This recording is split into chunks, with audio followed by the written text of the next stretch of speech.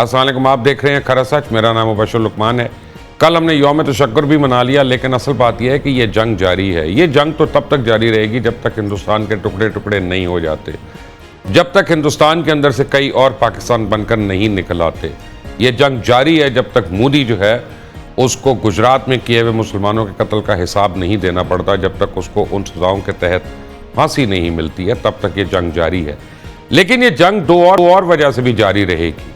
अब वक्त आ गया कि हम अपने दरमियान काली भेड़ों को बेनकाब करें और उनको सामने लेकर आएं कि जिन्होंने इस जंग में, जिसमें पाकिस्तान की ज़िंदगी और मौत का सवाल था, जिसमें अल्लाह ताला ने हमारी लाज रखी, जिसमें अल्लाह ताला ने हमारी ज़िंदगियाँ बचाई, जिसने अल्लाह ताला ने हमारे बहन भाई सबको सलामत रखा, उसमें कौन कौन हमारे दुश्मन के हाथों में खेलता रहा और वो पाकिस्तान के ख़िलाफ़ रहा। और ये कोई आम बात नहीं है कि अतीका उर्दू उठ के कह दे कि फ़नकार को अलग रखो, फ़नकार को अलग रखो, तो दफ़ा हो जाओ यहाँ से, निकल जाओ इस मुल्क से। तुम फिर कहीं और जाके रहो जहाँ तुम्हें लगता है कि तुम्हारी इज्जत हो। बाहर जाके तुम्हें बर्तन धोने पड़ते हैं, बाहर जाके तुम लोग अपना ऊबर चलाते हो, पाकिस्तान में आके तुम लोग अपना शैम्पेन से पीते हो और यहीं पे आके स्टेक वगैरह खाते हो। फिर कहते हो फनकार को अलग रखें, क्रिकेटर को अलग रखें, फनकार को अलग रखें, सेलिब्रिटी को अलग रखें। तो फिर मर जाओ जाके कहीं और। अगर इस मुल्क के लिए नहीं हो तो फिर हमारे लिए नहीं हो, हमारे लिए मर गए तुम लोग। ठीक है, मैं बड़ा क्लियर हूं इन बातों पर। किसी को शक हो तो हो, मुझे इसमें कोई शक नहीं है। 3-4 लोग जो है हिंदुस्तान में पिछले कुछ दिनों में बड़े मशहूर हुए, जिनमें सबसे ज़्यादा तो जनरल आसिम मुनीर थे। सबसे ज़्यादा प्रोग्राम उनके ऊपर हुए, जनरल आसिम मुनीर के ऊपर, उनके खिलाफ हुए। और भौंका, मैं भौंकने का लफ्ज़ इस्तेमाल कर रहा हूँ पाकिस्तान के टेलीविज़न पे। मुझे पता है पैमरा इस पर नोटिस देगा, लेकिन मुझे कोई परवाह नहीं उस नोटिस की। गौरव आर्या जो अपने आप को साबिक मेजर कहता है, उसे जब जनरल आसिम मुनीर के ऊपर कुछ अल्फाज गए तो अदाकारा रेशम जो थी यहाँ पे भड़क उठी।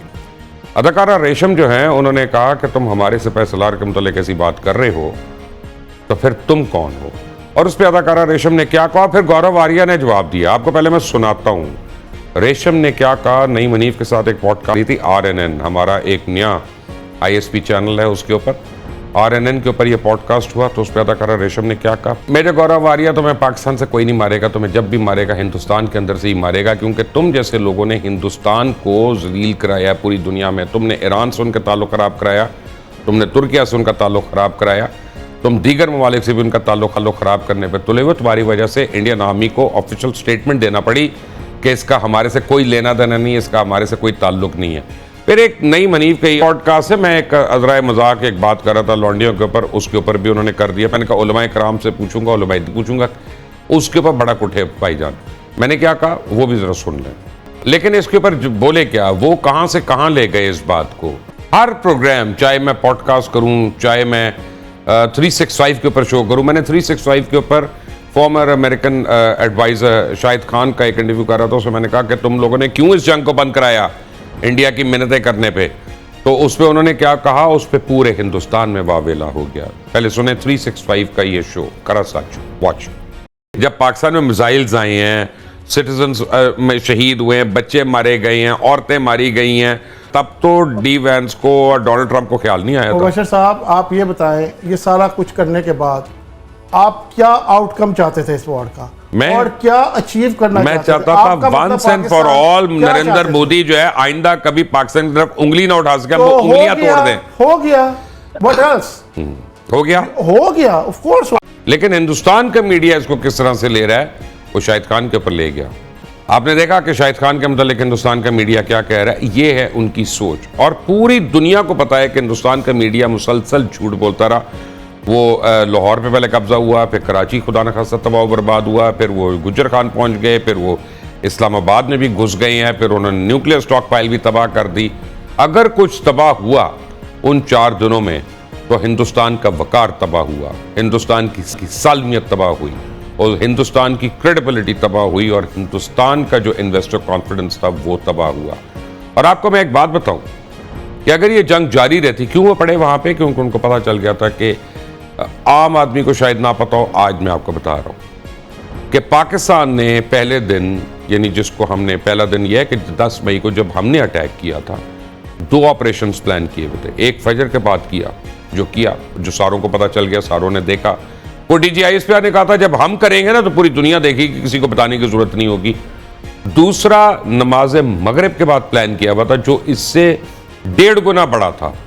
और उनको पता चल गया, अमेरिका ने उनका तुम्हें पटाखे बोल जाएंगे तुम्हारे, अब ये जो करने वाली हैं और जिस तरह ये टारगेट करने वाली हैं, तो उसके बाद उनका सीज फायर करा दो माई बाप। फिर बाद में को तिरंगा मूवमेंट हो रही है, तो ये मूवमेंट हो रही है, घटिया किस्म की आके स्पीच कर रहे हैं नरेंद्र मोदी वहां पे। लेकिन आज दिन है, आज दिन नहीं है, हमारे तो बहुत दिन है, हमने अपने हीरोज को सेलिब्रेट करना है। लोग शुहदा को भी सेलिब्रेट कर रहे हैं, मैं गाजियों को सेलिब्रेट करना चाहता हूँ। शुहदा तो अल्लाह ताला ने उनको सेलिब्रेट किया, लेकिन गाजी भी कम नहीं है, क्योंकि गाजी बड़ा इंपॉर्टेंट है। लेकिन हर वो शख्स, हर वो मर्द और औरत जिसने अपनी अपनी हैसियत के मुताबिक इस जंग में हिस्सा डाला, मेरे लिए वो गाजी है, मेरे लिए वो जंग जीता है। आज मेरे साथ ऐसे ही 2 गाजी, बल्कि 3 गाजी जो हैं वो शामिल हैं। अदाकारा रेशम किसी तार मोहताज नहीं है, सुपरस्टार हैं पाकिस्तान की, और बहुत ज़्यादा नेशनल और इंटरनेशनल अवार्ड इन्होंने जीते हुए हैं। और इन्होंने खुलकर जिस तरह से पाकिस्तान और पाकिस्तानी फोर्सेस की साइड ली, वो अपनी मिसाल आप है। नई मनीफ जिन्होंने अपनी पूरी, मेरा ख्याल है, सहाफ़ती करियर में इतना काम नहीं किया जितना इन्होंने पिछले 22 तारीख से लेके आज तक इन्होंने किया, कि दिन और रात इन्होंने जो है वो एक कर दिया कि किसी तरह हिंदुस्तानी मीडिया के झूठ को एक्सपोज करें और उसको जो है किस तरह से उसको आड़े हाथों लें। और सबसे इम्पोर्टेंट इस वक्त हमारे साथ जो मौजूद है, लंदन से सफीना खान मेरे साथ हैं। गो सफीना खान जो हैं इस वक्त हमारे किसी मेन स्ट्रीम चैनल पे नहीं है, लेकिन सफीना खान लंदन में बैठ के ना सिर्फ इन्होंने इंडियंस के मुजाहरों का जाके मजाक उड़ाया, उनको एक्सपोज किया, जो पाकिस्तान हाई कमीशन के बाहर थे उन लोगों को एक्सपोज किया कि जो वहाँ पे तोड़ फोड़ करने में मसरूफ़ थे, बल्कि अबव ऑल सफीना खान में इतनी हिम्मत है, इतना हौसला है कि इन्होंने उन सो कॉल्ड पाकिस्तानी एंकर्स और पाकिस्तानी दानिश्वर जो रॉक से पैसे ले रहे हैं, 5-5 हज़ार पाउंड ले रहे हैं, उनको एक्सपोज करना शुरू कर दिया। आप तीनों हज़रात का बहुत बहुत शुक्रिया, आप लोग मेरे साथ आए हैं यहाँ पे आज जिस खरा सच में है। रेशम, कई साल के बाद हमारी मुलाकात हो रही है आज, ठीक है ना, लेकिन मुझे फ़ख्र है कि मेरा और आपका जो ताल्लुक है वो है, और उसमें सबसे बड़ी जो हमारी कॉमन फैक्टर है वो पाकिस्तान है जी। और आपको मैंने सलाम करना है, जिस तरह आपने गौरव वारिया को जवाब दिया, अल्लाह ताला आपको ज़ियत दे, ज़िंदगी दे और इज़्ज़त दे। और अगर सबसे पहले मैं सलाम आपको पेश करूं तो थैंक यू, आप तो बहन है मेरी, आप तो करेंगे। आप हमेशा बात करते हैं पाकिस्तान की, पाकिस्तान के साथ जो जुड़े हुए लोग हैं, आप उनके हक की बात करते हैं, आप सच बोलते हैं, जो कि मुझे आपके अंदर ये बात बेहद अच्छी लगती है। बड़े कम लोग होते हैं जिनके अंदर ये जुर्रत होती है, जज्बा होता है, जब अपने मुल्क के लिए बोलते हैं तो फिर वो कुछ नहीं देखते। तो आपके अंदर ये जज्बा आज से नहीं है, बहुत सालों से मैं देख रही हूँ आपका शो जो है, तो बड़ा उनकी आंख में जाके, पंजाबी च कहते ना, तुसी रिड़क दे हो। तो वो जब आपने बोला उनके लिए, तो मैंने कहा सलाम है, अल्लाह का करम है, हमारा रिस्क जो अल्लाह ने देना है ना जी। मुझे वो, मैं उन एक्टर्स में से या उन सिंगर्स में से या उन परफॉर्मर्स में से नहीं जो सोचू या इंडिया की मार्केट बंद होगी मेरे आज़ाद की होएगा।